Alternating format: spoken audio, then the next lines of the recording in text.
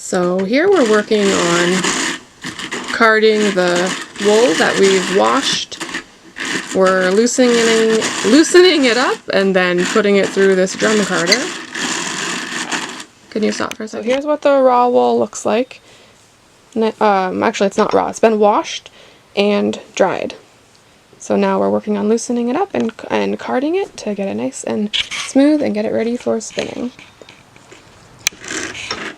So if you're interested, you can actually check out our Etsy shop and you can find this wool available. We have some raw wool for sale if you'd want to try washing and processing your own wool for spinning or felting. And we are also at some point going to have up some carded wool that's already been washed and ready for spinning or felting. And so we're loosening it up. And then we're putting it through the drum carder. This is the first time we're putting it through, and I think we're going to put it through twice to get it nice and smooth. It is so hot out. It's about 90 degrees. I just brought out some frozen bottles of water. That's that green bottle. I thought they might like to lie by them, but these bunnies apparently want to lick it a lot. Never done this before, so I'm not sure if they really understand yet or not, but they're definitely hot. So we've got the ducklings out here for the day. They've got some nice grass and some more room to move around, and it's really hot today. They're definitely not going to need the light on.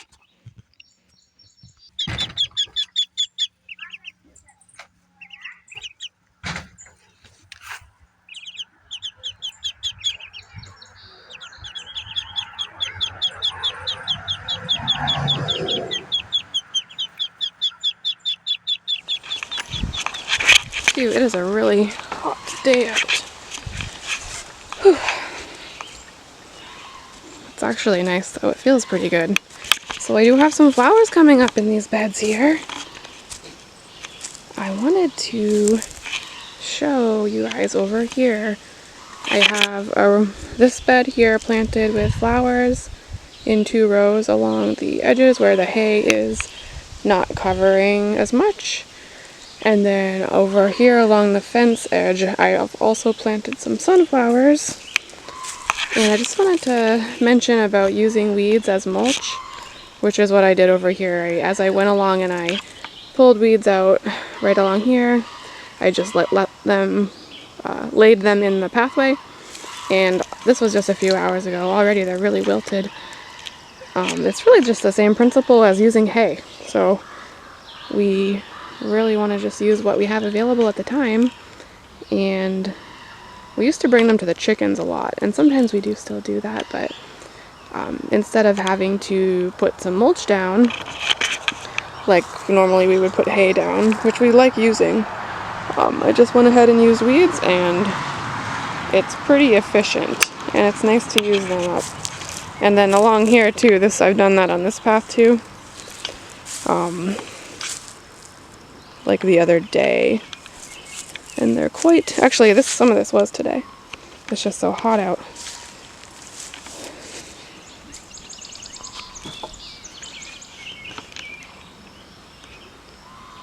We have a lot of crows around now, and they're like calling like crazy, but their call is so funny.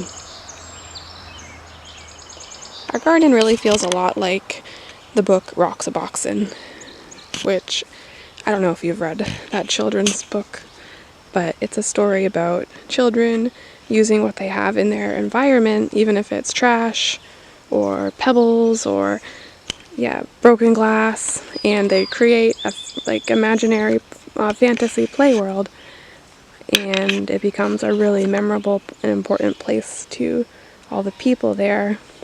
And then it talks about how their children came back,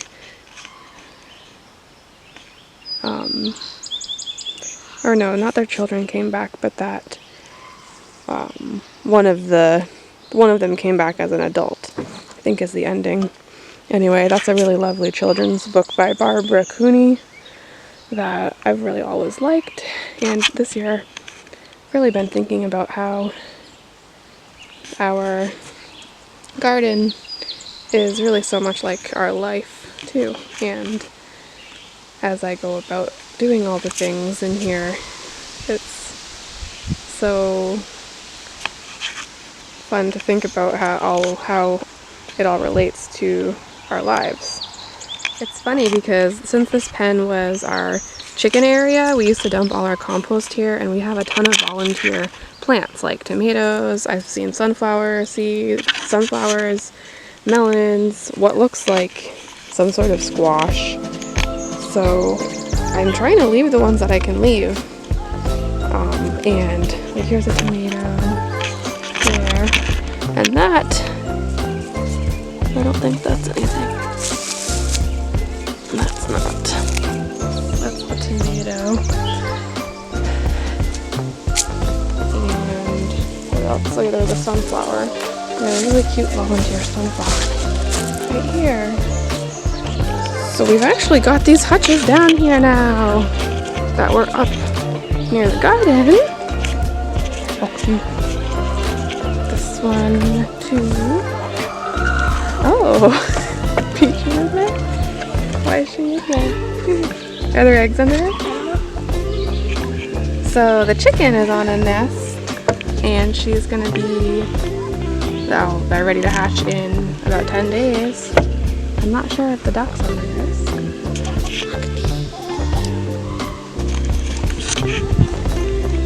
But this is the supposed duck area once we get the fencing.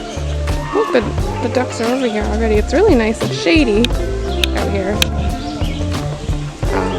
Yeah, this is going to be a duck hutch. We moved these by carrying them with these boards screwed on, and that actually made it really easy. And this should be a nice spot to have our ducks once we get all our ducks in a row. They're not lying by their bottles at all. Darn it. So I'm going to rip down this plastic over here that I put up for winter because it's just really hot, and I think they would appreciate a little more of a breeze here. So,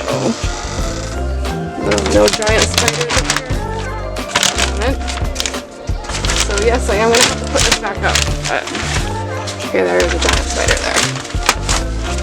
There we go. I think I'm going to cut the other part too, so I can have a little window there. Dahlia is also not using the bottle. Hi, bunnies. They kind of were licking and lying on the bottle, but